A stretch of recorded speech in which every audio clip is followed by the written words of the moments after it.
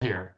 So if you'll notice what I just did, we crossed out the name forest, and they're not forests for the most part. They're native shrublands. Okay, Dave, go ahead.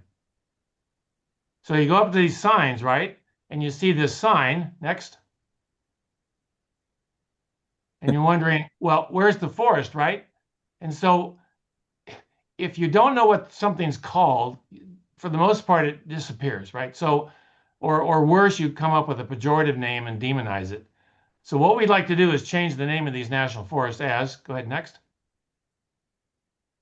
as National Chaparral Preserves. So at least when people go up in there, they'll know what they're looking at. All right, Rick, next. Rick, do you mind if I add something here? Yeah, go ahead. Actually, just this is so bizarre and it really explains a lot. I recently saw a social media post from Cal Fire on Facebook where they actually straight up admitted we call all of California's vegetation forest, and they were proud of this. So Yeah, they were yeah. this it was like, oh, okay, I understand now why they want to apply management, you know, forest management to all vegetation. Well, it's because they think of it as all forests. So sorry. No, no. I mean, anytime you want to interject here, I'd like to have a discussion rather than a monologue from me. Just to add to that point, Dave, I mean, the issue is we don't describe what we see what we can describe. So just think about that for a second. If you're trained as a forester, that's all you see. Um, and in fact, you'll hear this in the news reports or whatever about the horrible forest fire.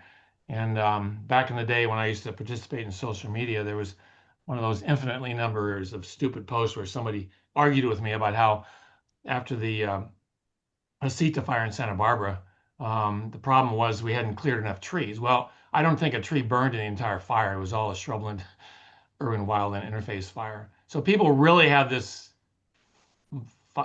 myopic focus on trees and forests. And chaparral fires are a completely different issue. So what we want to ask here is why do we have chaparral in the first place, not trees? Okay, Dave. We'll take a look at this little chart that shows you the rainfall. And what's interesting here is you probably, of course, all know this, right? Spring starts with the first rains in October and November, and it goes all the way through March, April. And then our next season is is fall, and that lasts for 2 or 3 weeks in June. And then we have drought. So we have a reversal of seasons here, and most people who come here, they don't understand that. Go ahead. Next. So probably a lot of you already know there's 5 Mediterranean climate regions.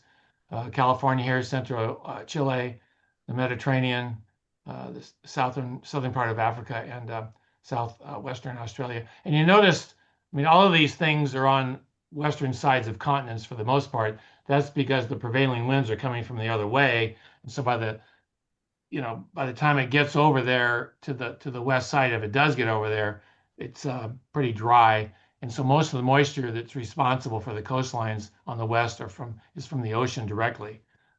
So you get these funny little weather patterns that we see in Southern California and also Northern California. Go And ahead. just, look Yeah. how limited those climate areas are. We are in such a special place in California globally for that unique climate. And then as a result, the incredibly unique biodiversity that we have here. Yeah, it's really incredibly interesting. And it's because we sort of live on a knife edge, which this slide, go ahead, Dave, illustrates. So you have this hillside, which some of you are probably familiar with. North-facing hillsides and south-facing hillsides have completely different ecosystems or plant communities. So go ahead, next. So in the north, next, you'll get chaparral, and in the south, next, you'll get less dense vegetation, often coastal sage scrub or ceanothus chaparral, which is a type of chaparral. And this is all because of aspect. So even though both sides get the same amount of rain, the south is facing the sun, and it gets more evaporation than the north. And you don't see this in Iowa or Wisconsin.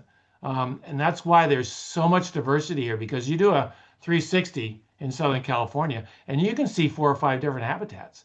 You don't do that in Illinois. You see green, green, green, green everywhere. It's pretty monotypic. So this is one of the reasons why we're so biodiverse. And so seasons in the chaparral, are there some? Well, we sort of danced on that a little bit, but you'll hear this phrase. Go ahead, Dave. April showers bring May flowers, right? Well, that's a throwaway line. That's when we were all back in the East Coast. So what we want to remember is winter rainy days bring February bouquets, and that's what we deal with here. So when they're shoveling snow, we're enjoying the flowers and the greenery on the West Coast here. All right, next. So how is chaparral diverse? There's all sorts of different kinds. Next. It's not all the same. Next. So I've sort of divided it up into 12 types. If you look at those first six, they're basically based on the predominant shrub. And the next five are based on location. And the last one there is essentially just soil type. Now you go and use the Jepson California Manual of Vegetation, and they have 100 plus shrubland types. And that kind of distinction is not particularly helpful for those of us who just want to see the big picture. So anyway, let's take a look at some of these. So the first one, next, is maritime chaparral. And get that guy out of there for a second. And maritime chaparral is basically, if you stand in the chaparral and you can see the ocean, it's maritime chaparral. It's very unique. It takes a lot of moisture off the ocean, so it's some of the richest chaparral we have. Unfortunately, it's most impacted because why? It's where most people live. So there's a few areas in California where it's really still relatively pristine. Torrey Pines is one of the places. The Elfin Forest Preserve up in Los Osos by San Luis Obispo is another. The coastal mountains above Santa Barbara is another place. So anyway, it's a pretty neat system. And Dave, I'm going to pause during each one of these things here. And so if you want to throw some tidbits in there, feel free. Yeah, I'll jump in if I have anything. Okay. Serpentine chaparral, very toxic soils. It's the California state rock. Of course, it's mostly Northern California type stuff. So you don't see much of that down here. In fact, there's only a couple of places in Southern California who even have this. But the interesting thing about chaparral is, it's adaptable to a lot of different stressors. And it's not so much that serpentine chaparral is adapted to serpentine. It's just that nobody else can live there. So same thing with vernal pool plants, if you're familiar with those. Next. So this is a ceanothus chaparral, and there's different kinds of ceanothus. This is the type you see all those beautiful blue and white blossoms in the early springtime. Next.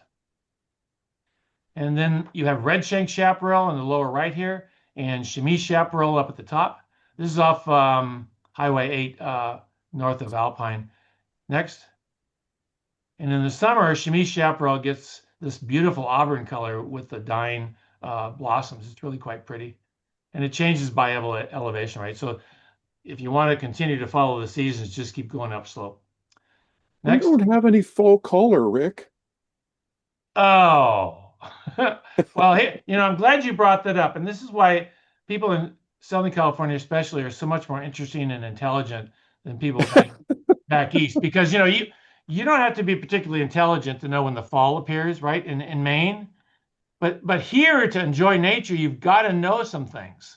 And so when you get out there are fall colors, but they're more subtle. And so you have to have a more discerning eye. So we're kind of, in a sense, connoisseurs of seasonal changes. So that's a nice way to look at it if you want to. Next. This is Manzanita chaparral. This particular shrub here is about 120 years old. Magnificent, magnificent specimens. Next. This is island chaparral, which you can find on the Channel Islands. The best stand of it is on Santa Rosa Island. Unfortunately, there was a fire there a couple of years ago. Dave mentioned this to me earlier. What year was that? What? Yeah, a couple of weeks ago. Oh, really? It was this year? Yeah. Oh, wow. Okay. Really is too bad. Fortunately, they're taking the deer finally off of Catalina. They finally got this settled. But it's not soon enough. The island fire, which I believe was about maybe 15 years ago, It burned almost half of Catalina, and there was a seed bank of native plants that had been there for a century or more, waiting for a fire to germinate. And they did, but like gangbusters. Unfortunately, the deer and the buffalo decimated the entire Hmm. recovery component. Um, we tried to get either the deer removed or get the portion of the island that had burned, most of it exclosed so the deer couldn't get in there. They did exclose some areas that they did for study, and those things exploded with biodiversity as the rest of the island would have. And you look at these little exclosures, they're, I don't know, maybe 25 by 25 feet wide and or an area. And, you know, they removed some of the fences, and within a week, it was back down to dirt again. So unfortunately, restoration of Catalina is going to be more difficult after that. But over time, from the periphery, there might be some recruitment. But Santa Rosa Island, fortunately, has none of these non-native herbivores. So I'm hoping it'll come back a lot better. Okay, next. This is episodic chaparral, which comes up after high intensity forest fires. So most people don't understand this. They see like the cedar fire that hit the Cuyamacas. My gosh, you've got all this horrible, dense ceanothus. In fact, the park environmental scientists there, when we were trying to fight this thing, their effort to try to reforest, called these native ceanothus as non-native alien species that were overwhelming the park. And the question is, I mean, how did they get there, right? So they'd been staying in the soil since 1889 when the last fire was there, which was also a high intensity fire. And they were just hanging out for more than a century. And they came up, and what they do is they put nitrogen back in the soil. They create nurse plants for conifers. Unfortunately, I'll show you a slide about this later. They've gone in there and tried to modify this by trying to force the forest to come back sooner than it should. But anyway, just to give you a perspective, next. Rick, before you go on, Oh another yeah, way to look at this is, this ceanothus, it's kind of, it's not a negative term. It's like scar tissue. It's how the skin of this land is recovering after an intense fire, and it's sheltering baby pine trees. The pine trees still grow in it. They're just in there in the shade, and the moist soil is created by the microclimate of the ceanothus. So it really is an integral part of the what ultimately becomes a more tree dominant ecosystem. And this is important because we're going to be talking about a project in Mount Laguna later in this presentation that's very related to this issue. yeah, that's an excellent point. There's a question in the chat too. He's Oh, asking from Fred, is that Greebark ceanothus? yeah, there's a couple species. I think this is Ceanothus palmeri. Um, and there's Ceanothus leucodermis up there.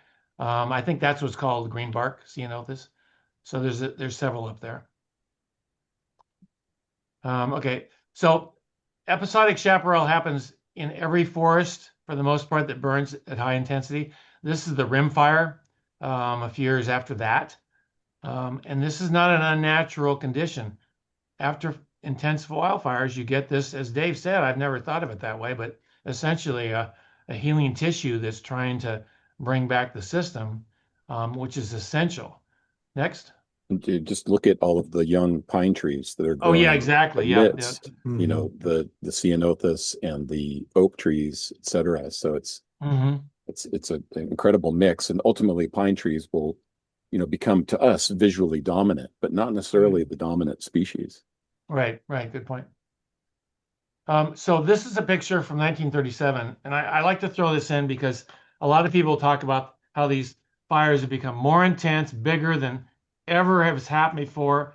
And this is one of these ideas you're just going to have to keep repeating to yourself because you get the other story over and over again, and it becomes part of your neuronal network. These high intensity large fires have been happening in California for thousands of years, long before Native Americans, while Native Americans here, and they happened around the turn of the century in the 1900s.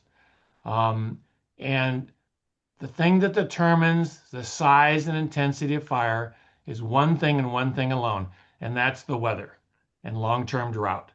You just cannot have high intensity fires like we've been seeing recently unless the climate and the weather facilitates it. That's why you don't get giant high intensity fires in the upper northern Pacific Northwest. I mean, there's so much moisture. There's a lot of quote unquote fuel, which is what a lot of people want to call nature. It's not burning because there's no, there, it's just too wet. So when you get long-term drought and the proper weather conditions with low humidity and winds, you're going to have high intensity fire no matter what you do. And it's going to stop when it stops, either when it hits the ocean or the weather changes, not when fire suppression is successful or it runs out of fuel, because it does an amazing job of burning whatever's available. Okay, Dave. So there's a lot of animals that are kind of fun that are out there. This is the wren tit. And if you're familiar with that one, it's got that fun little bouncing ping pong ball kind of sound. Sometimes this doesn't come across on presentations, but it sort of sounds like and it's the first bird you hear in the morning, and it's the last one you hear at dusk in the chaparral. Next. Let's see. We'll go through a few birds here and see if you can identify them. That's your spotted towhee. Next. There's your Buick's wren. Next. There's your scrub jay. Now remember, this is a scrub jay, not a blue jay. So blue jays are back east. And then we have the Anna's hummingbird, which is interesting. No, this is the Allen, excuse me. Which is interesting because the Anna's hummingbird used to be the dominant species in San Diego, but they're getting replaced by Allens, and we're not quite sure why. Allens are actually they got a lot more color, so I'm okay with it. But it's an interesting ecological change. There's roadrunners, and next, and this is not a chaparral bird, but I like to throw it in here because they have a fun little story. They're kind of on the periphery, the ecotone we call it, between chaparral and oak woodlands, and they have this funny little call that kind of goes rah ha. And if you do it really quick, that's how they sound. Oh, yeah. And they have colonies of 10 to 15. They communally breed, they communally feed, they communally take care of each other's young. They're quite fun animals. You know, they do have significant interaction with chaparral. When I lived in Mount Laguna for about 14 years, I would watch them in the fall when the acorns were ripening on the dense slope of chaparral and the scrub oaks, where they would spend most of their time down in the mixed conifer and oak woodlands in the bottom of the valley, but just constantly shuttling back and forth between the scrub oak chaparral with acorns that they would then take down back to their granary trees. Yeah, interesting. Huh. Okay, next. There's a wonderful array of arthropods. This is a Ceanothus silk moth. So you probably know what the food plant is for the caterpillar. It's Ceanothus. And also, remember that slide that Rick showed of the really dense Ceanothus and the recovering, where the fire area. Yeah, that's the species that this silk moth comes from. So that's a great point. So and I think a lot of you folks that are listening already know this, but it's fun and important to repeat it. Nature amazingly has done quite well without us for millions of years. And this habitat that's before us in so many places that has unfortunately been so demonized, and people want to turn it into open, like park-like forest kind of a situation, or mitigate it, reduce the fire intent. There's animals that depend on these incredibly rich, dense habitats, and they will not exist without them. In fact, if you think about it, there's a whole array of animals that only appear after a high-intensity forest fire. Well, how did they get there? How did they evolve? Well, because there's always been large intensity, high intensity wildfires in forests. Otherwise, you wouldn't have black-packed woodpeckers and all the incredible beetles and things. They have these fire beetles that since when the fire appears in the forested landscapes, and they'll travel for miles to go lay their eggs on even still smoldering stems and logs. So anyway, it's just a thought. This other little creature here is let's go back for a second. This is a spittle bug. You may have seen little wads of spit looking kind of wads and sagebrush and that kind of thing. This is what they are, but this is kind of unique. This is the adult of the larva that makes the spit. And you never see these. A colleague of mine took this picture. It's quite phenomenal. So anyway, you see these in the chaparral all the time. Next. And of course, there's the grizzly bear, the California state flag animal. Next. It's on the flag. They used to roam in packs of 10 to 20 in the chaparral. Unfortunately, the last one was killed in Southern California in 1908. The last one seen in California is 1924 in the sequoias. So they're all gone now. We don't really know what ecological role they had. But, and by the way, that last bear was killed up Trabuco Canyon there above Santa Ana. You had a thought there, Dave? Or? No, I don't. Sorry. Okay, I thought I heard somebody. Okay, next. So they would make these tunnels in the chaparral, and can you imagine being a Native American with your, basket of berries running through the, shrubs to get to the village, and then all of a sudden, next, see this guy coming at you. I mean, they were respectful of these bears, but they were terrified of them. In fact, they were quite happy when the Spaniards came and reduced the population because these animals are really not consistent with human occupation. They like their own territory, and there's a move now to try to restore grizzly bears to California. I'm not sure that's going to really go very far, but they're incredible animals. And unlike all the other grizzly bears in the world, they didn't hibernate, California grizzly bear, and they roam in large packs too. So quite remarkable animals. And there's a lot of other ones too out in the chaparral. Next. Animal-wise. Oh, one thing I want to mention that the grizzly bear had this characteristic hump on their back. That's how you could tell the difference between a grizzly bear and a black bear. Next. Yeah, there are cougars, jaguars here quite frequently. Next. Condors depended on chaparral, and that's why condors were brought back from extinction, because there are large expanses of chaparral for them to thrive. Mountain lions are all out there in the chaparral still today. Next. There's these terrifying horned lizards that depend on sage scrub also. And then, of course, coyotes. So, there's a lot of interactions with humans and these animals. A lot of people are terrified of animals just in general. But for the most part, if we leave them alone, they'll leave us alone. Next. And, of course, there's lots of fun shrubs out there. Next. Manzanita. Ceanothus. This is chamise, which is, by the way, the most common shrub in California, west of the Sierras. I didn't think this should have been the state shrub because it's not that charismatic, Apologies to the chamise fans out there. Next, there's a scrub oak and Mount mahogany. And this is the red shanks. So if you know these 6 shrubs, you pretty much are an expert in chaparral botany. Next. Okay, so hitting the fire story really quick. Here's the thing you want to understand. Every ecosystem has its own fire regime. So there's basically 2 kinds with some variations between. Next. There's mixed severity and crown fire regimes. Next. Mixed severity fires are in mixed conifer forests of certain types. Only 10% of forests in the United States are of the type with frequent low severity fires. Most conifer forests have these mixed severity fires. That's not the picture you get from the press and from a lot of fire scientists. And this doesn't mean that you can't have a high severity, huge 1,000-acre patch of nothing left but poles of black, because that happens too when what? The weather and the drought cooperate. Okay, next. Then you have you have crown fire regimes. When the fire comes through, nothing's left. So that's perfectly natural, perfectly normal.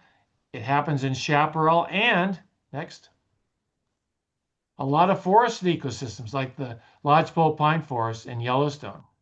The whole system was burned to the ground, perfectly natural. A lot of park system people lost their jobs over this because they were blamed for causing the fire to be so big and it was unnatural. In fact, it was the most natural thing that could have happened in Yellowstone ever. It's just we don't like big fires, but that's not the way nature is. So what's the relationship between fire and chaparral? This is that tunnel that I showed you earlier. That's my son back there. Next. When it burns all the way to the ground. That's my son. He's resprouting there. Same place. You'll hear stories about how these fires sterilize the soil. They'll cause hydrophobic layers that are now making the hills collapse into landslides and mud flows. None of that's true. First of all, I'm sure you've all seen what happens after fires. Huge explosions of wildflowers and whatnot, right? There's no sterilization going on there. In fact, it's stimulating a lot of seeds to germinate. And then this hydrophobic thing, yeah, if there's a log there that keeps burning and creates a particular microenvironment in a small space, yeah, it could probably take out most everything that could regenerate. But that's a small place, and it's maybe create a hydrophobic condition. But in fact, a lot of these soils are more hydrophobic than they are after a fire. And it's not like there's a layer of saran wrap underneath the dirt where it's going to rain and it sloughs off all this material. There's mudslides and landslides because why? There's no plant cover anymore.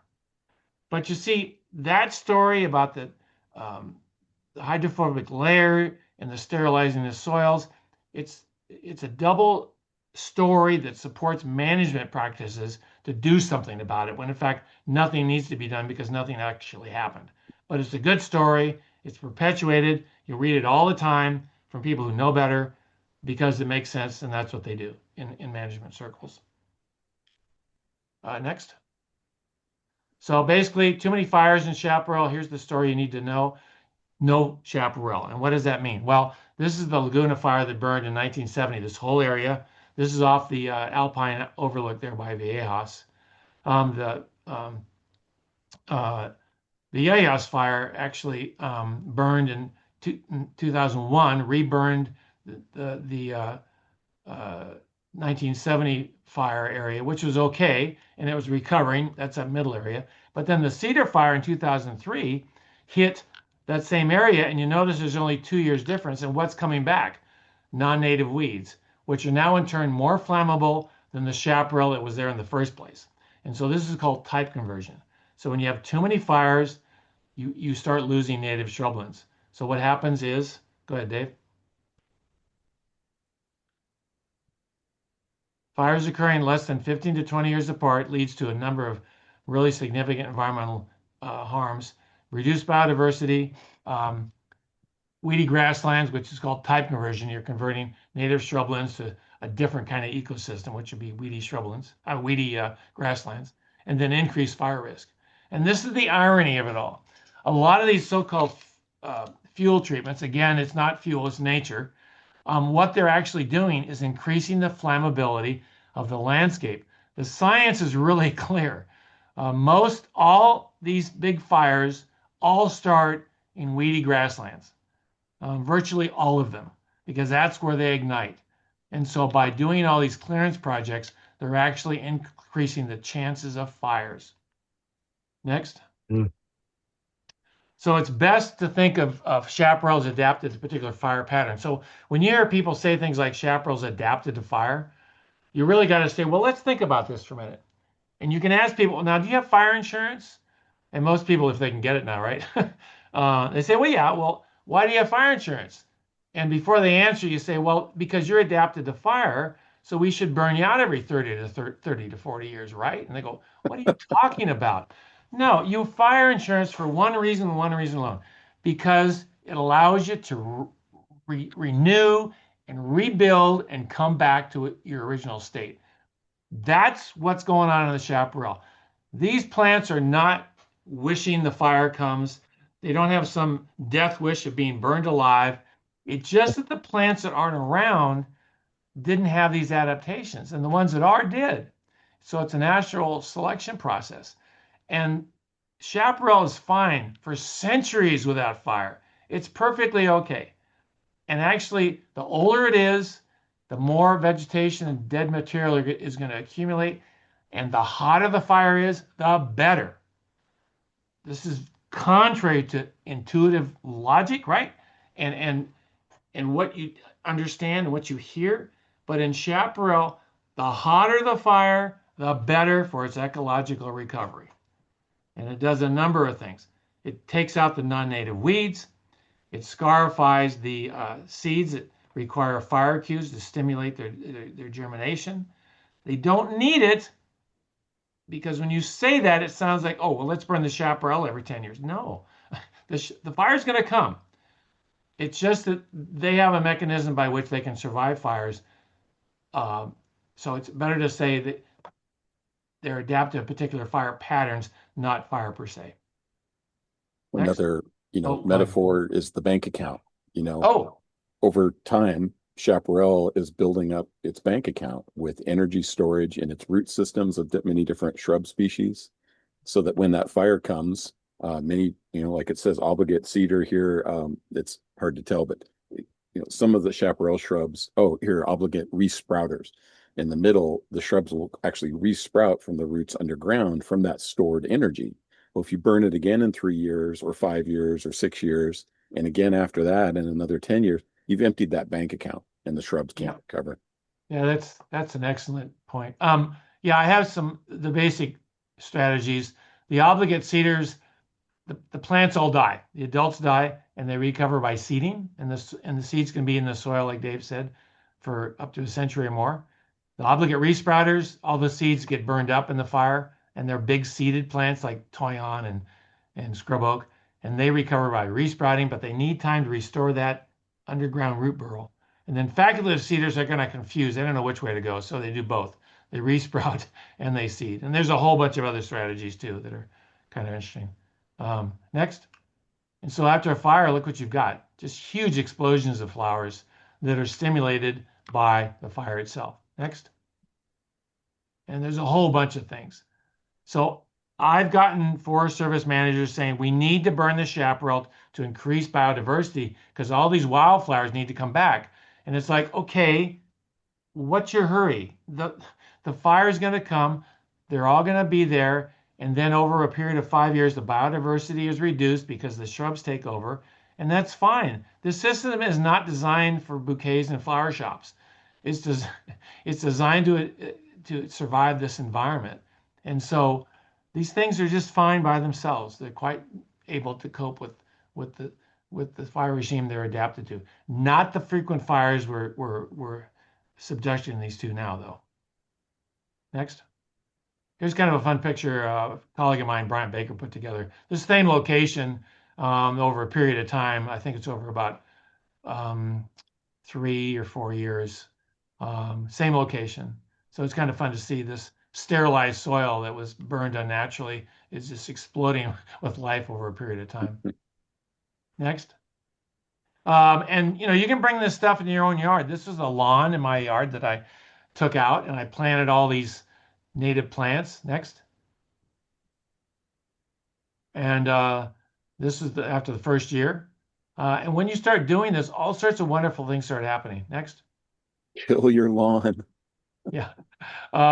You get this array of that's our chief spiritual officer who passed away this last March. That was Cooper. He was 18 years old, a wonderful, wonderful inspiration for all of us. He's out there looking at the habitat. It's not fuel, all right? So this is what's happening in our little chaparral patch we restored. Next. So when you hear people, go back for a second. When you hear people say fuel, we demonize things we don't like. We do this with ethnic groups. We do this with food products. We do this with things. I mean, this is how you marginalize anything. Call it what it is. It's habitat. It's nature, right? Next. So help people understand it. Well, it is fuel. Okay, so is your house, right? So, but you don't call it fuel, you call it your home. So let's go back. So when you do create this wonderful habitat in your yard, that little guy there up above the letter T, that it's a white-crowned sparrow with his little coffee cup. You can go out in your yard and enjoy things that have been there for 10,000 years, and you don't have to do much to bring a little nature in your life if you have the area to do it. Um, and it really does do wonderful things, and you all know this. It increases your lifespan, it lowers stress, makes you less nervous, it builds up your immune system. All this is basic science now. The more time you spend out there, the better. And you can even fake it and have posters of forests and chaparral in your house. And doctors and dentists have figured this out. That's why they have those in their offices. Next. So nature's a very wonderful thing in case you run into people that don't think so. Next. It isn't just dense shrubbery that's ready to burn. It's actually habitat. Next. And even post-fire forests are beautiful things. They're magnificent. There's a great book by Dick Hudo called The Beautifully Burned Forest, I think. And it talks about this particular issue. It's a wonderful book. And you might want to think about getting it. It's on Amazon. Dick Hudo, Hutto. I think it's called Beautifully Burned Forest or something like that. Next. And chaparral, when it burns, like I said, it's not sterilized. Next. It comes back beautifully if it's burned at the proper intensity, which is high, the right time of year, and not too frequently. So it's actually an ally. It's not just fuel. Next. So just to touch on a few things really quickly, they've normalized the destruction of habitat, but when they do these things, this is a fuel break above Santa Barbara, and it was burned during the Whittier fire. It didn't have any impact whatsoever because the wind blew the fire over this. But in the process, it burned these chips, and what happened next? Next. It turned it into a weed lot, which is now more flammable than the original situation. By the way, those trees in the background, they did this fuel break in part to save this unnatural tree plantation, which of course burned in the fire. Next. Next. Yeah, and this is the previous slide I told you about. This is what they have done in Cuyamaca to get rid of those evil manzanitas and ceanothus. As a result, they've inoculated it now with cheatgrass, and they've made that landscape more flammable than it was originally. Next. So I just want to leave you with this note. Next, that old growth chaparral and the habitats out there, a lot of people kind of don't understand, are really healthy, dynamic plant communities. And they really protect California's priceless biodiversity in a way that most systems can't. Next. So I'll leave you with this note by Carl Jung, who seemed to have gotten this right. Nature's a wonderful guide, but you got to listen to her. Okay, Dave, your turn. Hey, Mark, how are we doing on time? We are, this is scheduled for 2 hours if you'd like, but Great. yeah, so you've got plenty of time. Don't rush yourself, Dave. Okay. Yeah, we don't need nearly that much, but yeah, I do have 15, 20 minutes Yeah, for this part of the perfect. presentation, and then we want to leave a little time for discussion and Quick questions. Q&A. Yep. Yeah. Yep. Perfect. So, Rick, did you have anything else to add? No, I think your segue here would be just a great follow-up. Great. Yeah, thanks. Incredible as usual, Rick. I feel like I learn something new every time I listen to your presentations. Thanks. You've been a great mentor.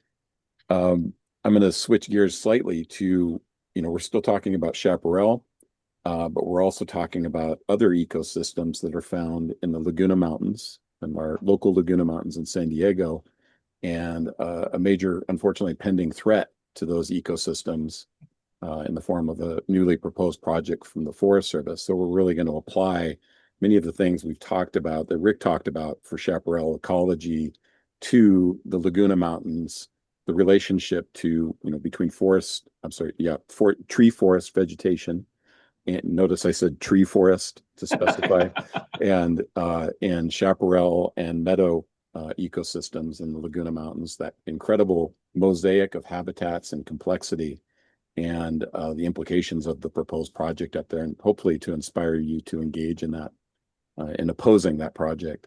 So Laguna Mountains, many of us have, spent a lot of time up there. It's a very popular outdoor destination, remote and scenic landscape of natural wonders and opportunities for outdoor recreation and reflection. This was an incredible view. We're looking east from the crest of the Laguna Mountains near 6,000 feet. This is Montane Chaparral, some of which was burned a few years back. You can see the sticks sticking out of the manzanita. You know, incredibly healthy chaparral. Looking out over the Anza Borrego Desert State Park. In the distance, you can see the Salton Sea. And on this day, it was so clear that we were seeing mountains in western Arizona from this view. Wintertime can be just absolutely glorious. This is looking down Noble Canyon after about a foot of snow. Just wanted to point out the vast majority of what we're looking at in this image, and this is fully in the Laguna Mountains, only a very small portion of it is actually pine trees. The vast majority of it is scrub oak chaparral, mountain mahogany, manzanita, and other chaparral species. From winter snow to summer thunderstorms, it's one of the few places we get summer thunderstorms in San Diego. Dark night skies, wind in the pines, winding trails to stunning ocean and desert views, and the smells of sagebrush and campfires. The Laguna Mountains are a backyard wilderness for us, where we can still connect with nature in ways that have been rendered virtually impossible across much of the nearby megalopolis. This is what much of the forest, quote unquote, looks like on Mount Laguna. Some of it is forest vegetation. In this view, we've got Jeffrey pines, Gamble's black oak. Then look at all of the other stuff going on. Look at the meadow vegetation. And the diversity of the age classes and structure of this ecosystem. This photo was taken on the Sunset Trail on the western side of the plateau that forms the Laguna Mountains.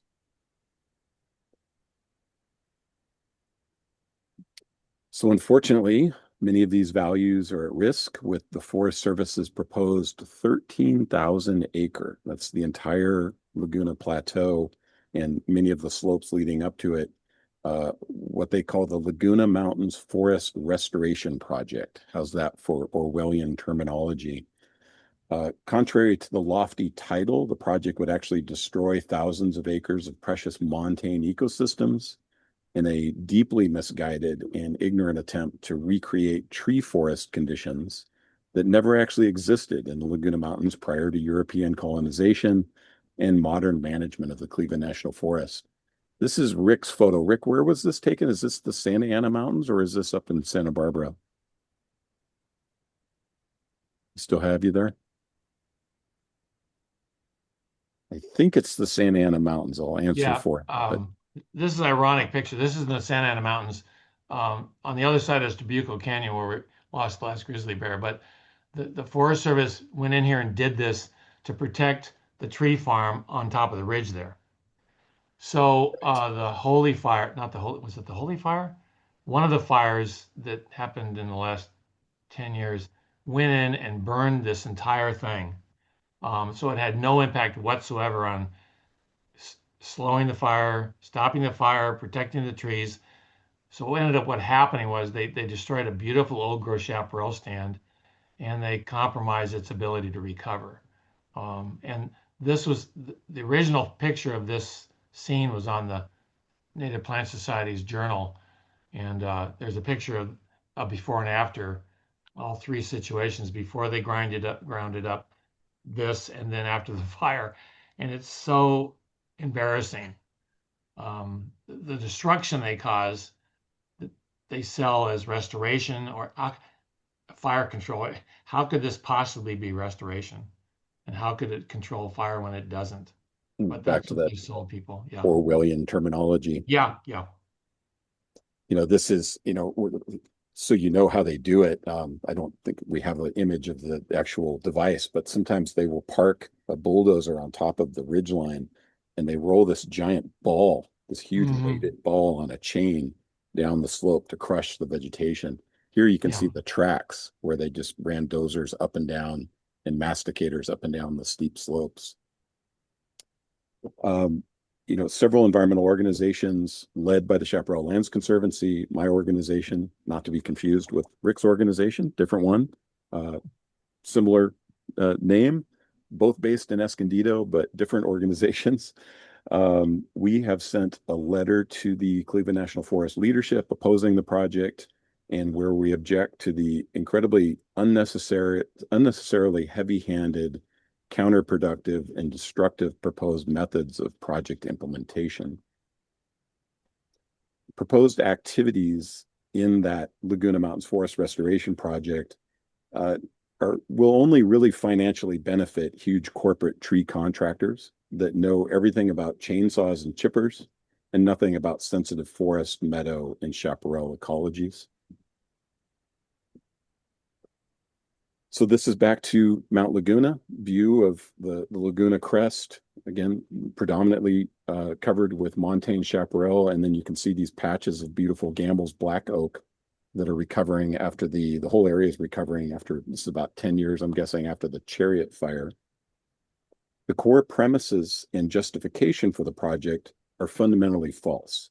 That thousands of acres of forest vegetation are somehow at risk of future wildfire, and that recent past wildfires burned at uncharacteristically high severity. Nonsense. In fact, most of the project area is naturally montane chaparral and meadows, not tree forests, and decades of science prove that high fire severity fire is normal in chaparral and that chaparral will recover so long as fire does not become too frequent. And increased frequency in fire, that's not just wildfire, that can include the prescribed fire that the Forest Service puts on the landscape as part of these projects. So they will often bulldoze, masticate, burn the area repeatedly, and even apply herbicides to knock back what they consider to be undesirable chaparral and other vegetation. Only a relatively small portion of the project area was ever closed canopy pine forest. This is a good example of what most of Mount Laguna looks like naturally. Dense chaparral vegetation with pockets of pine trees, many of which are just growing up out of the chaparral after, presumably decades ago, there was a large fire that probably burned at relatively high severity through this area and took out everything. Just like Rick showed in his chaparral ecology with the fire slides. And this area is coming back and you get these colonizing pines. But when the Forest Service looks at this, they see only the pine trees as desirable. They want to bulldoze, masticate, and herbicide everything else, leaving those few pine trees, just like we showed in the bulldozing images. This is one of the few areas that you have kind of the classic, what the Forest Service is thinking, more of a closed canopy, but what the terminology they like is open and park-like pine forest. And this is actually a native patch of that pine forest. Hey, folks, could you mute? Yeah. Looks like Denise.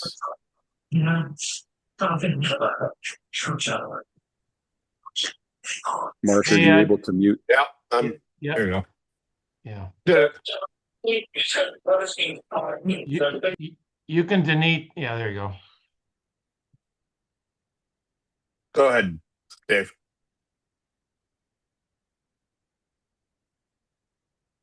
Dave? Dave, you're muted.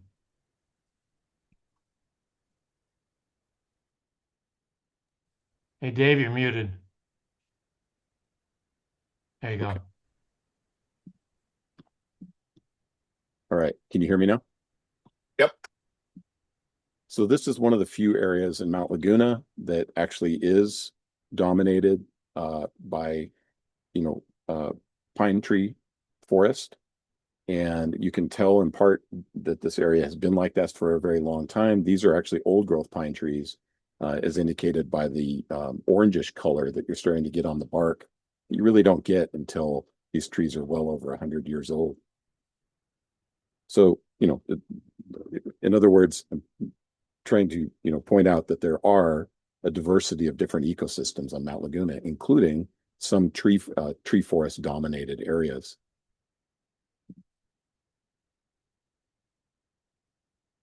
Just looking at my notes here. Some of the questionable, I'm sorry, I'm going to go back up here.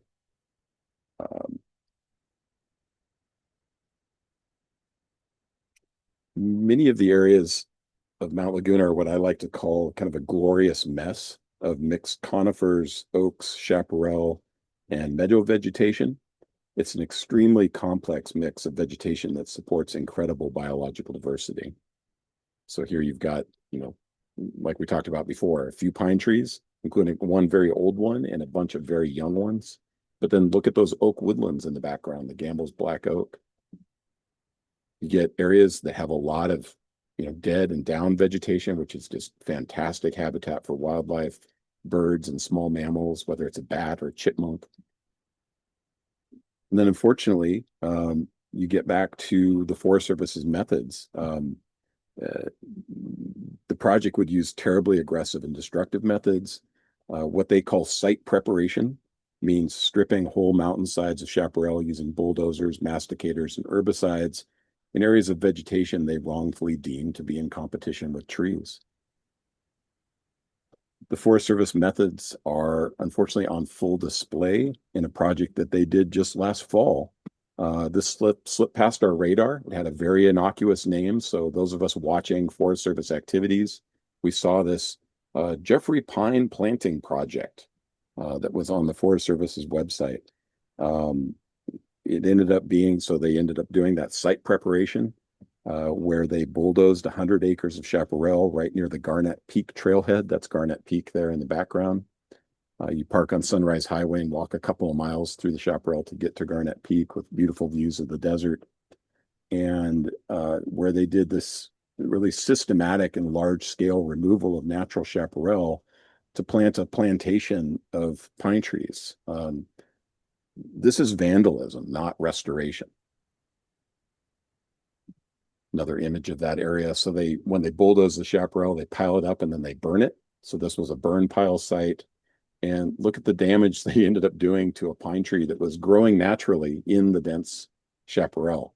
I think it's unlikely that pine tree will survive after the heat from the fire and the bulldozing and the exposure. So it was sheltered in chaparral, previously shaded and, soil moisture. And then here you can see where they've planted a ton with these little small shade. Note that they're little shade structures of baby Jeffrey pine trees, which, hey, you could have just gone directly into the chaparral and planted them and you would have had natural shade. You didn't need to do all of these destructive activities. So despite characterization as a forest restoration project, the importance of keeping larger diameter trees for durability, value to wildlife, especially when they die and remain as standing dead trees, and for resilience to wildlife is totally ignored. Larger diameter trees and eventually snags are now rare in the Laguna Mountains after years of cutting down so-called hazard trees and to achieve formulaic tree density goals in past projects that they've done up there. And this is one of their past projects where they've repeatedly put prescribed fire out and cleared chaparral vegetation. Remaining larger trees, it's really crucial that any remaining larger trees are saved and retained. And then you have this, what we're looking at here, besides the past project work, is they cut a standing dead tree. This was an oak tree that was, it was a snag. And they cut it, and here's the rationale. According to the Forest Service's project description, snags are dangerous and have to be cut down to protect crews. So follow this entirely circular logic. The Forest Service intends to send crews to implement what they characterize as a forest restoration project, which requires destruction of what's arguably one of the most important elements of forest ecology, these snags, to protect crews sent to implement forest restoration and so forth. Many of the project areas proposed for restoration actually appear totally unsuitable for dense tree forest vegetation. We don't necessarily object to planting oaks, pines, cedars, cypress, and other native trees in some areas that may have once supported denser forests.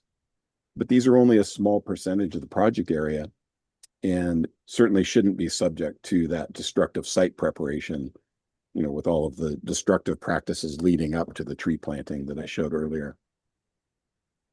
The project description, if you read it, makes absolutely no mention of sensitive species. The project totally ignores the importance of meadows and project impacts on habitat for the critically endangered Laguna Mountain skipper butterfly and other sensitive species. This particular butterfly was only found in 3 places just a couple hundred years ago: Mount Laguna, some meadows around Julian, like think William Heisey County Park, and then Palomar Mountain. And today it's unfortunately totally extirpated from around Julian and from Mount Laguna, and only a tiny population remains on the entire planet on Palomar Mountain. The plant you see right next to it, kind of growing over the pine cone, that's called Cleveland's Horkelia. And that is also a rare plant that only grows in northern Baja California and Southern California mountains. And it's the host plant for this butterfly. And you'll see why that's important in a minute. At the bottom line is, it should be obvious that a forest restoration project must benefit, not harm, the most sensitive native species found in the area, but yet they're not mentioned once in the project description. The project also totally ignores harmful interrelated effects of the project alongside other Forest Service land management in the area. Cattle grazing, for example, is permitted in the Laguna Mountains and heavily impacts the meadows there. And that in turn supports invasion of pine trees when competition from meadow species is reduced. So here's a great example of that. This is an exclosure. The Forest Service establishes these small plots where I doubt that they currently monitor them, but at one time they would actually go out and monitor plant species inside the exclosure from grazing and outside the exclosure. Well, here's, the difference is night and day. The exclosure, where cattle are kept out, is covered with native meadow vegetation, mainly deer grass, but also a ton of that host plant for the Laguna Mountain skipper. And then the area outside is not, because cows have eaten it all and they've trampled it all and spread the non-native cheatgrass. Forest Service staff who design the project are not biologists that are interested in habitat restoration. It seems like, this is where we're kind of trying to get a feel for where they're coming from psychologically. What I'm sensing is this deep indoctrination into an old world colonial vision of the kind of ideal tended English landscape. They're largely tree farmers, silviculturalists, and promoted firefighters who have ultimately at their core an irrational fear and loathing of chaparral and other messy natural vegetation. So that's what that's the psychology that we're faced with. This is not a habitat project. This is a landscape management project. Another motivation is the Forest Service's budget is largely driven by acres treated. So when they're reporting to their superiors in Sacramento or Washington, D.C., it's, well, how many acres did you manipulate or manage this year? Oh, we went out and cleared over 100 acres of chaparral. Oh, great. Here's your budget to match that work. This is ultimately the forest that they want. And it's the result of years of prescribed fire, too much prescribed fire, and removal of understory vegetation, where there's almost no diversity. We're looking at the tree species are almost all Jeffrey pines, including many very young Jeffrey pines, because they've cut a lot of the old dead ones. There's one Gamble's black oak here closer to us. And then all of this understory, non-native mustard and cheatgrass. And if you keep doing this kind of work over time, this is near Pine Valley, so right next to the Laguna Mountains. This was a project that was conducted back in at least the 1980s and 90s. It may have extended to the 1970s. But where they went in and this is where they were applying this absolutely bogus vegetation model of a mosaic management of chaparral. So the theory, which has been utterly undermined and refuted by the science, is that fires will burn with less intensity if there's a mosaic of vegetation. Well, in this case, they bulldozed, masticated, herbicided the chaparral vegetation for many years, repeated entry, and this is what we have today. Patchy, remaining chaparral vegetation that was untreated, and this area that, if you can see, there's kind of a light yellow, that's all non-native mustard. There's, of course, a few patches of remaining shrubs that have somehow persisted through that work. So we are hoping that you can join us in opposing this project. I do have a sign-on letter. I'll drop a link for that in the chat. And thank you so much for listening to this presentation. Happy to entertain any questions.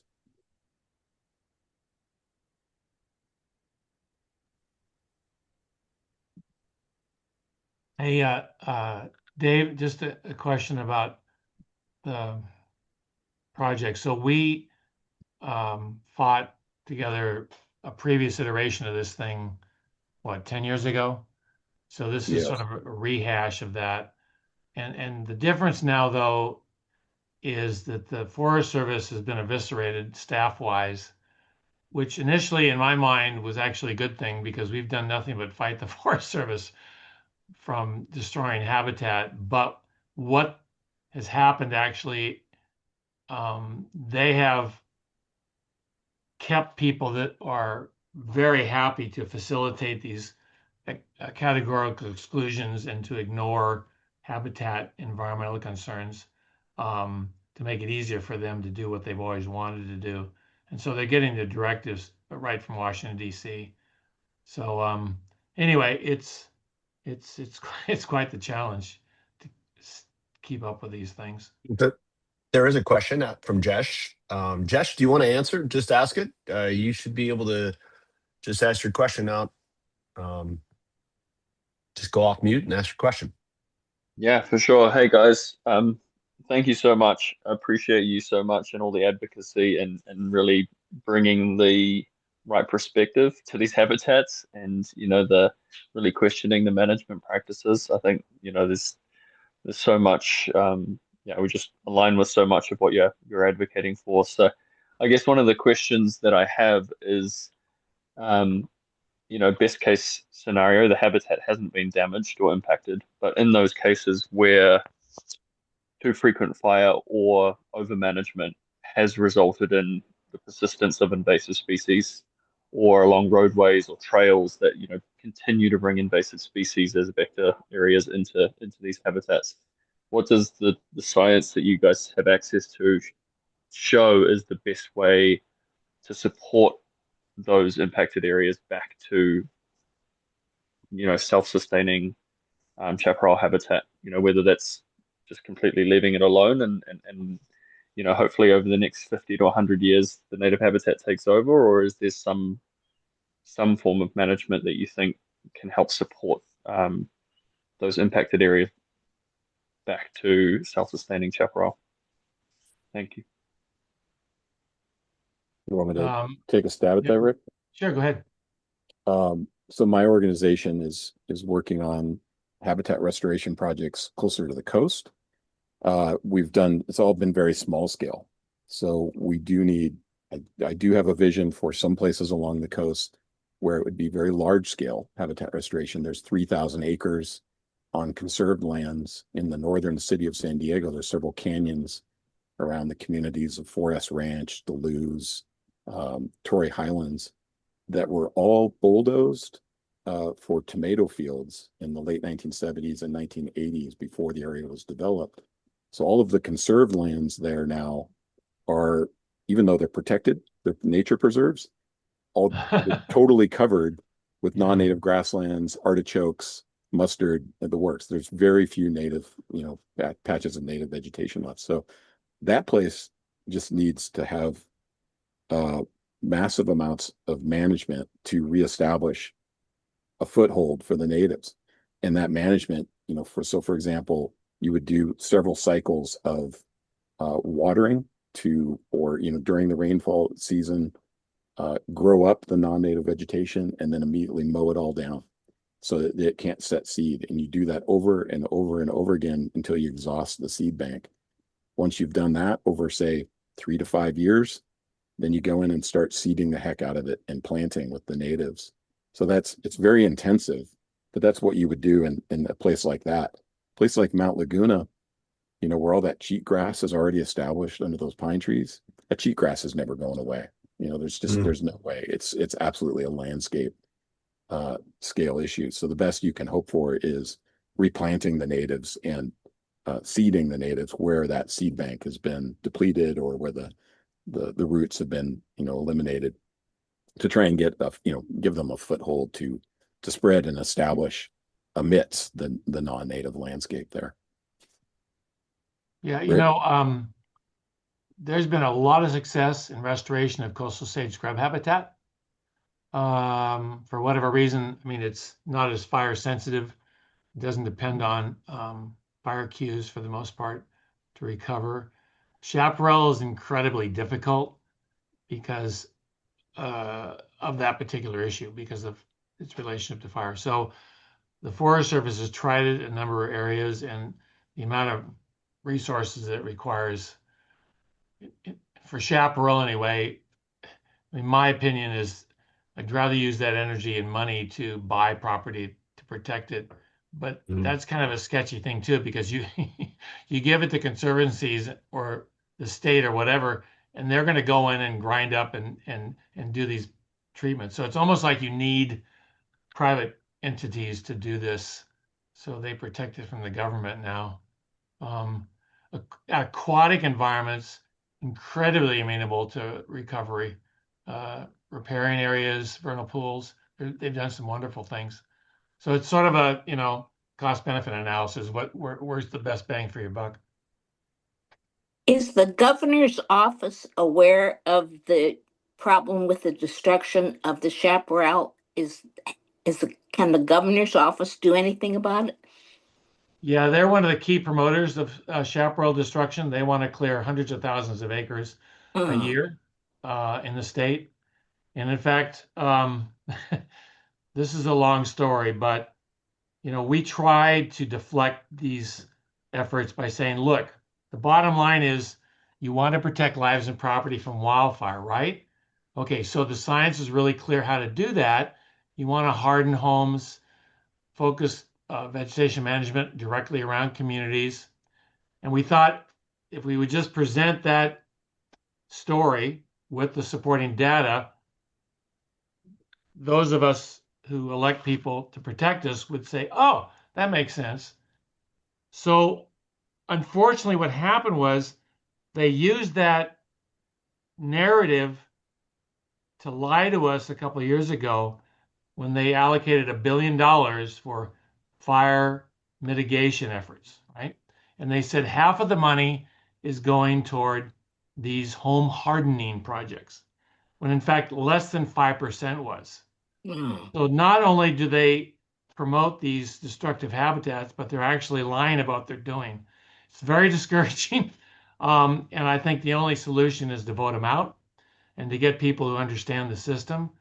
But right now, there's a state senator, Stern, who's trying to exempt up to 3,000 acres of these kinds of treatments from CEQA at all.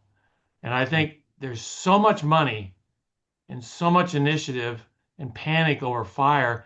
I'm afraid that they're going to keep pushing this until any kind of fuel, quote unquote, treatment is completely exempt from CEQA, which means their target of 10 million acres, which is what they've decided needs to be taken care of in the state, will be without any kind of recourse. So that's the kind of threat we're facing right now. And this is a Democratic establishment here. This is not Republicans.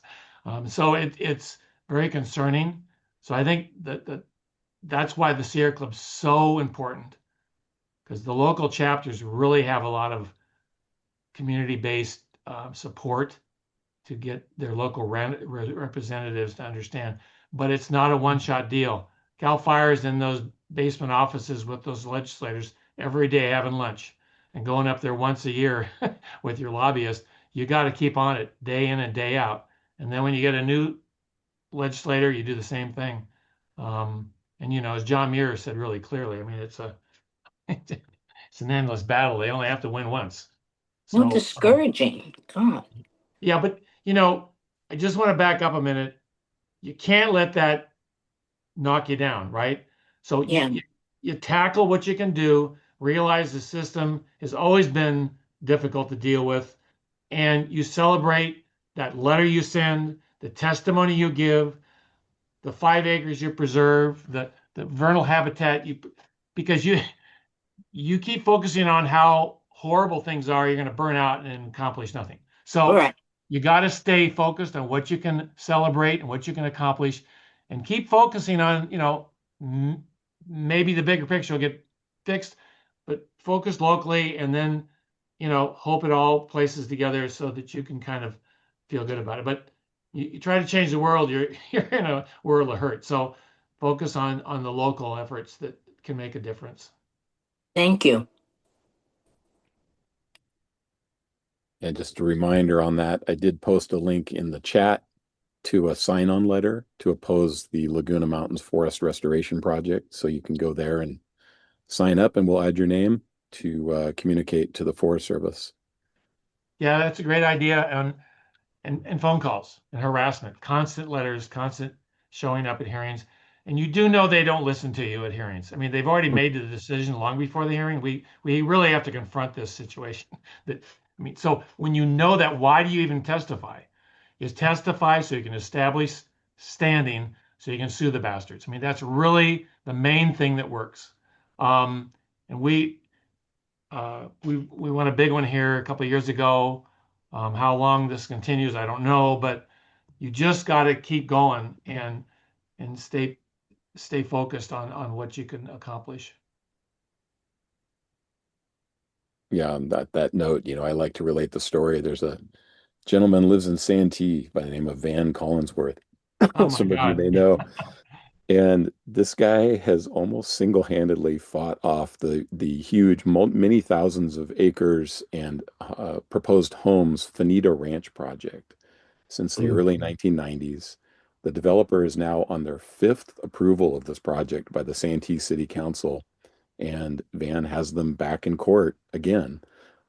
So, bless him, hope that continues. But it's an incredible inspiration to me that, he's had a lot of help. Other groups have been involved and financed the litigation, but he orchestrated it. He made it happen.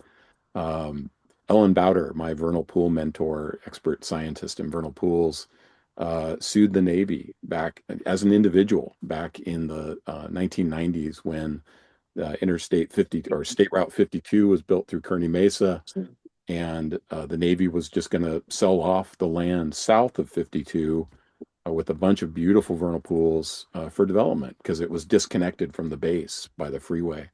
And she sued him, and they got a legal settlement that protected that area and retained it as part of Miramar Marine Corps Air Station. So one person, two people, three people acting together can make a difference. Yeah, that just and it isn't just fluff either. I mean, you got to be a bulldog, and you got to stay on it, and you got to stay, and you can't let them get you because you just, and Van got sued by the developer, and he had a personal threatening kind of a thing going after him because they knew how incredibly successful he was. And it was for decades, one guy, and he's still in it. So it takes a lot of time, but if you care about these things, it's actually is doable. Yeah, see the chats. Thanks, Doris. I'll try to get that donation button fixed on our website. That's weird. We've gotten donations recently, so I'm not sure what the problem is with that. And Ellen, happy to work with you on getting that opposition letter into your newsletter. Just contact me directly by email, and I'll put my email address in the chat.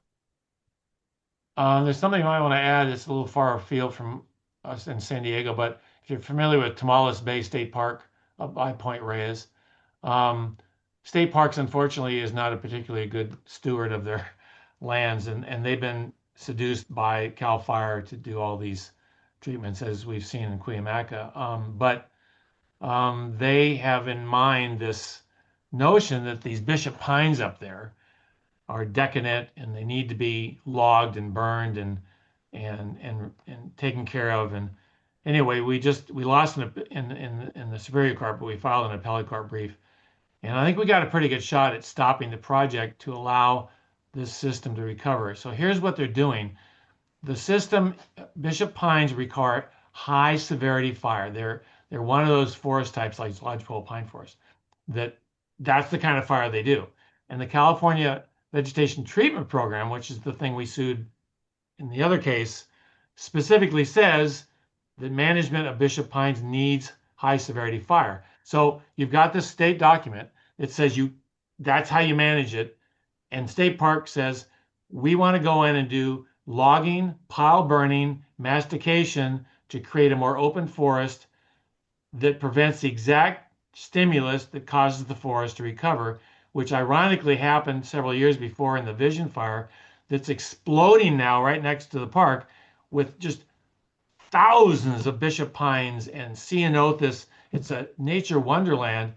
And so you've got this cognitive dissonance between what the state document says and then what fire officials want and what State Park says. And so we've got them because they're contradicting themselves in 6 different ways. So when they try to use this ecological restoration moniker to try to do these treatment things, which I think they're doing at Laguna, aren't they, Dave? Yeah. Yeah. I mean, the science is contrary to what they're saying. So that's how you win in court.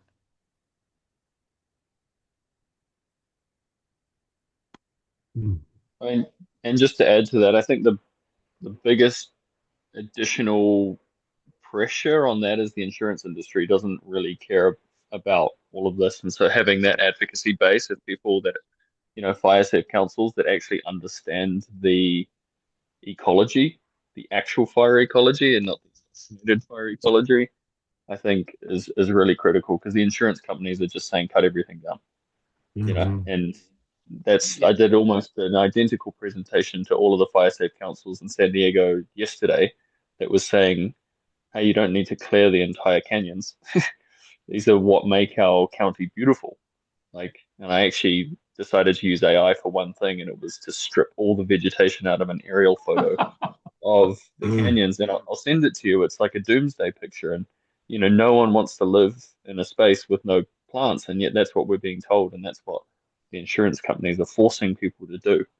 And so, yeah, I think, there's a lot of need for the actual science to be more widely spread and the advocacy base to be built up and, for us to work together on projects that prove that there are other ways of doing things, ultimately. You're exactly right. And something, again, we're back to human psychology. So you probably have heard about the zone zero situation. So the science is unequivocal, right? Plants next to homes don't burn homes. And you've probably seen a million pictures of burned out homes with lots of green vegetation around them, including forests. So it's embers that burn the homes. So just to give you an example of how powerful cognitive dissonance is. So CAL FIRE presented a presentation to the Board of Forestry, which is the one charged with developing this regulation. And they're so convinced that vegetation is the evil thing. They put 3 shrubs in front of us, artificial, wall of it looked like a house. They stacked 20 odd pallets, I think 20 feet away from the house. They put 10 industrial fans behind the pallets. They lit the pallets on fire and they blew the flames at the shrubs. And the remarkable thing is that the shrubs caught fire. And they said, see? Okay, does anybody ask how do homes burn? And we all already know the answer. And they don't get it. The on-the-ground firefighters get it. Management just doesn't. And so, you point this out to them. And in fact, what the insurance company and CAL FIRE and then the Board of Forestry is moving toward is making the flammable landscape more flammable, because when you remove the shrubs, these are properly maintained, irrigated vegetation. All right. We're not talking about dead things, just a nice yard. You increase the laminar flow of embers as they move toward a structure. And so you create a bowling alley for embers to target the structure itself.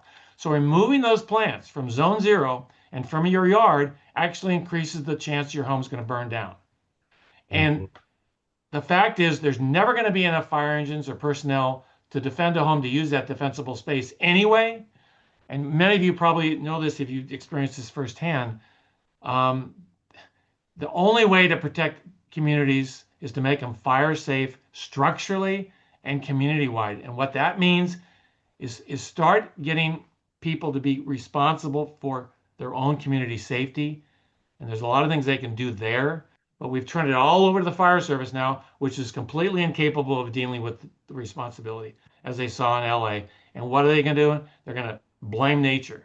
And so they're just doing horrendous things out there. And all they're going to end up doing is creating grassy weedlands, which then are more flammable. And the number one denominator in firefighter fatalities and wildland vegetation fires is grass. So every firefighter knows this, but they forget it, and that's why they get killed out there. So there's all these things coming together, and you think, okay, could someone just look at the science? But there's, it's, it's very difficult, but you got to keep on it.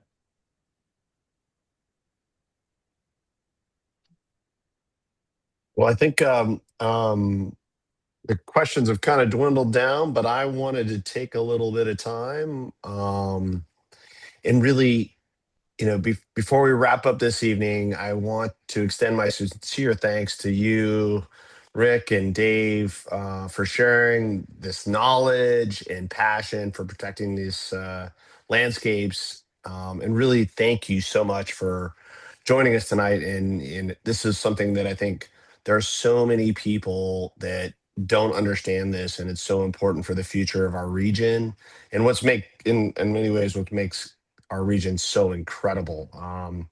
I do think that the challenges that we are facing sometimes feel overwhelming. And Rick, I love your passion about we just got to stay on this. And this is why, we at the Sierra Club here in San Diego are so passionate about when we see bad projects going out, we want to get involved. Ron, I see you got a question, your hand up. Did you want to ask a question? More of a comment, I guess. So I co-lead the Rancho Penasquitos Fire Safe Council, and you're in one of these Fire Safe Council meetings, let's say a county-wide one, and we got to get rid of the brush, get rid of the brush. And I start to explain that this brush is one of the most important ecosystems and endangered ecosystems in the world, and you get these crazy blank stares. And so it's going to take a lot of continued education.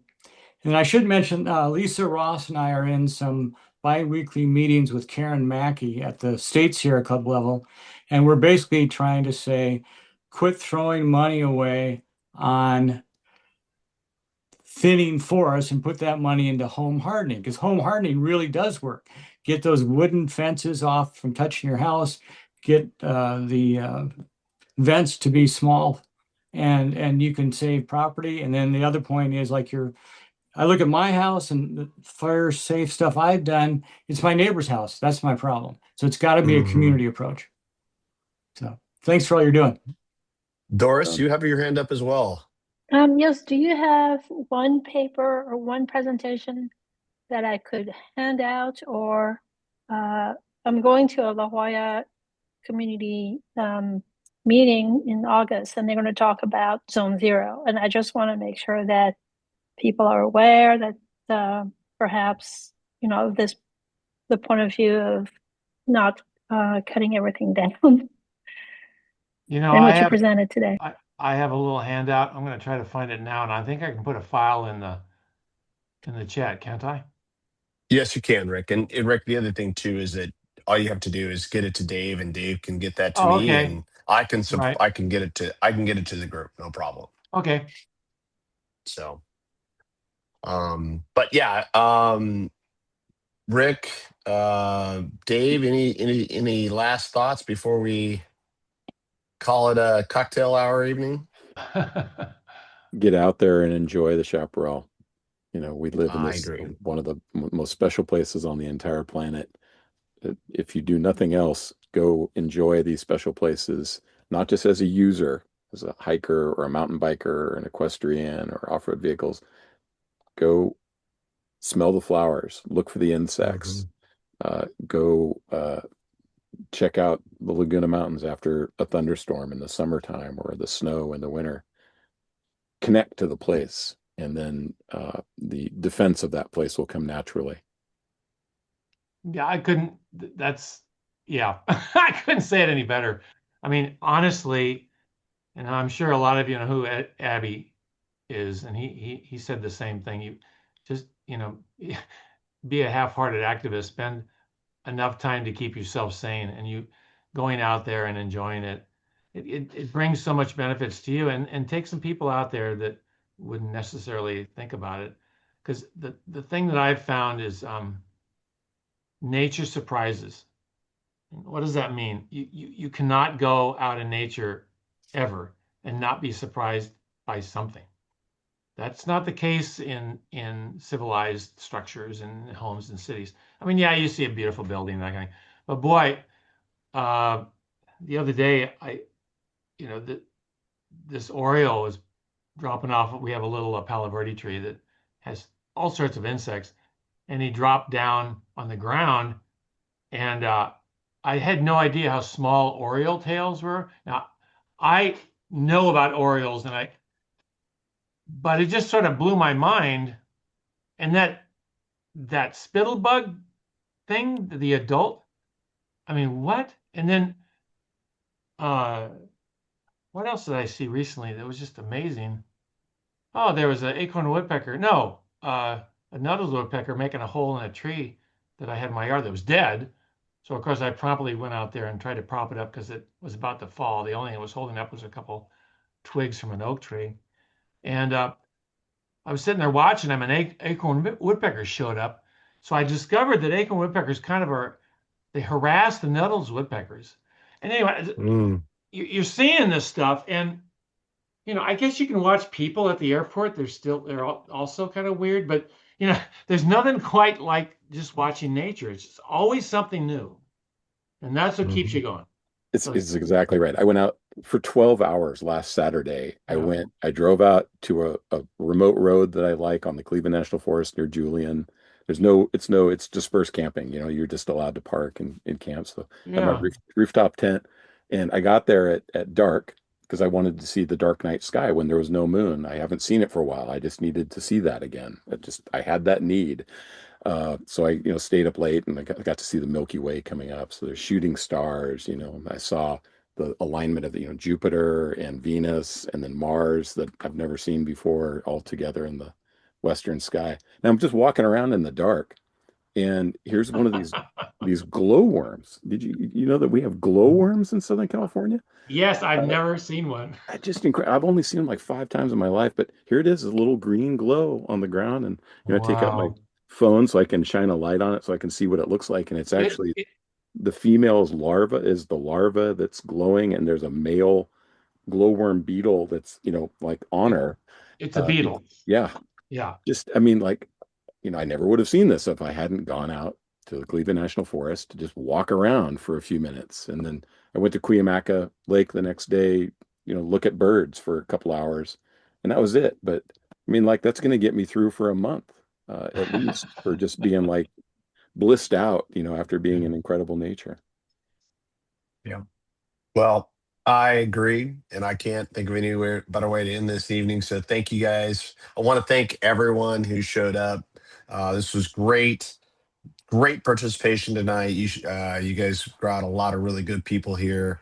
I hope everyone has a fantastic and wonderful evening, and we hope to see you at our future Sierra Talks. The next one is going to be, we're looking at plastic pollution and how that affects us in July. So look for the date. We'll be promoting it shortly. And once again, thank you, Rick. Thank you, Dave. You guys crushed this, and what a great event. So thank you. If you're not a Sierra Club member, go to the San Diego chapter website and sign up today.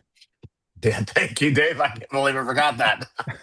Thanks. And also California Chaparral Institute, and visit the Chaparral Lands Conservancy website as well. Thank you.